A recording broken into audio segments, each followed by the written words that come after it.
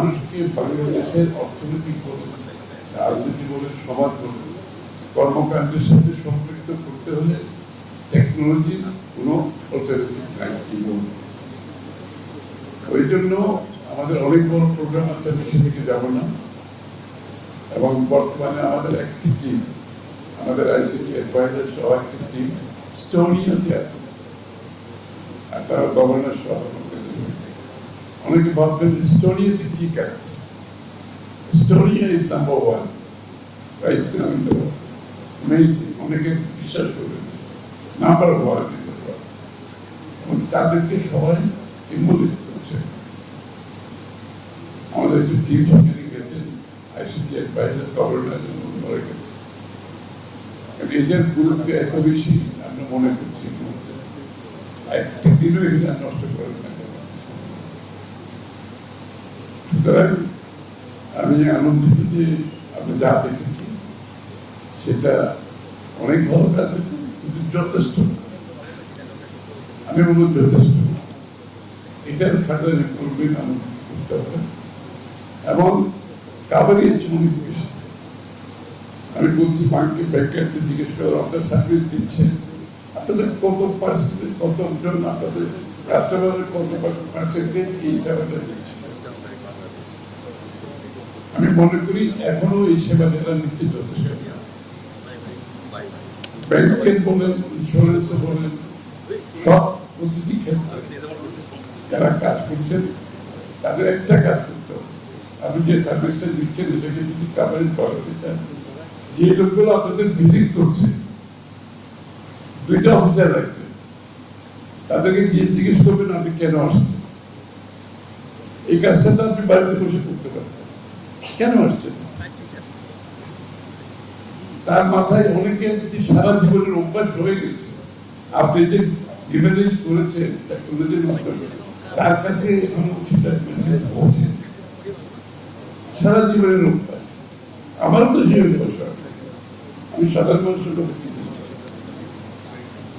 আপনাদের প্রত্যেক জায়গায় অ্যাসাইন করবেন, যে আমি জিজ্ঞেস করবো আমি কেন আসি, যদি এই সার্ভিস আমার অনলাইন আছে অ্যাসিস্ট করবো। কারণ যদি অ্যাসিস্ট্যান্সের দরকার হয় অ্যাসিস্ট করবো। দরকার হলে 2-3 অফিসার ইয়ার মার্ক করে রাখবে যে আপনাদের কাজ হচ্ছে এইটাকে কাভারেজ বাড়ানোর জন্য অ্যাসিস্ট করে। তারা এই দায়িত্বগুলো যদি পালন করে তাহলে আপনার কাভারেজ বাড়বে। তাছাড়া অ্যাড ফেড তো দেবেন, প্রত্যেকটা গ্রাহককে আপনি চিঠি দেবেন, তো চিঠি দিতে তো অসুবিধা নেই, অ্যাট্রাক্টিভ। সরকারি কাজে চিঠি দিলে হবে না, চিঠিটা খুব অ্যাট্রাক্টিভ হতে সে দেখে বুঝতে পারবে যে এখানে তার কাজটা সে বাড়িতে বসে করতে পারবে। একবার সিম্পল একটা ইয়ে ভাবে করবেন। কাভারেজ হলেই আমাদের টার্গেট হচ্ছে আউটরিচ, সেবাটার আউটরিচ থাকতে হবে। সুতরাং এইটা করতে হলে যদি আউটরিচ না করে তো কোনো লাভ হবে, বেনিফিট হবে। এটা শুধু এই সার্ভিস না, আমি গভর্নমেন্টের প্রত্যেকটা সার্ভিস জনগণের দোরগোড়ায় পৌঁছে, তারপরে পৌঁছে। আমরা চাই না বাংলাদেশের জনগণ সে যেই হোক, তারা সরকারি অফিসে যায়, তারা ইন্স্যুরেন্স কোম্পানিতে যায়, তারা ব্যাংকে যায়, কিংবা কোনো প্রতিষ্ঠানে। এবং এইটাতে কত সেভিংস আপনারা চিন্তা করছেন। রাস্তাঘাটে ট্রাফিক একটা মানুষের খরচ, আসা যাওয়ার খরচ, তার time, this is all important.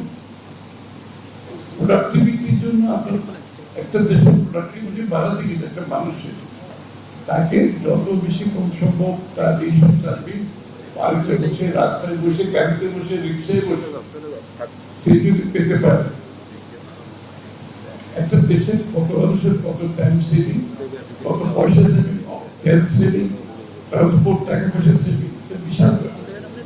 সুতরাং ইটস অ্যান অল এনকম্পাসিং একটা উদ্যোগ, এটাকে আমরা বাস্তবায়ন করতে হবে।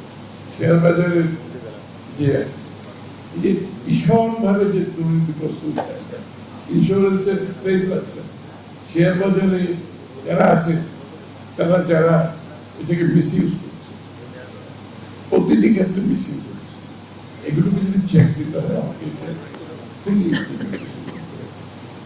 আমি আবারও ধন্যবাদ জানাচ্ছি যে আজকে উদ্যোগটা ভালো ছিল। এটা অনেকের জন্য আয় ওপেনার, এবং প্রেসের মাধ্যমে এটা যখন জনগণ দেখবে সেটা অনেকে বুঝতে পারবে। তবে আমি আবারও বলছি, এই আউটরিচটা করতে হলে আপনাদেরকে খালি একটা প্রজেক্ট করতে হবে। আউটরিচ যদি না হয় তাহলে এটা সবাইকে ধন্যবাদ।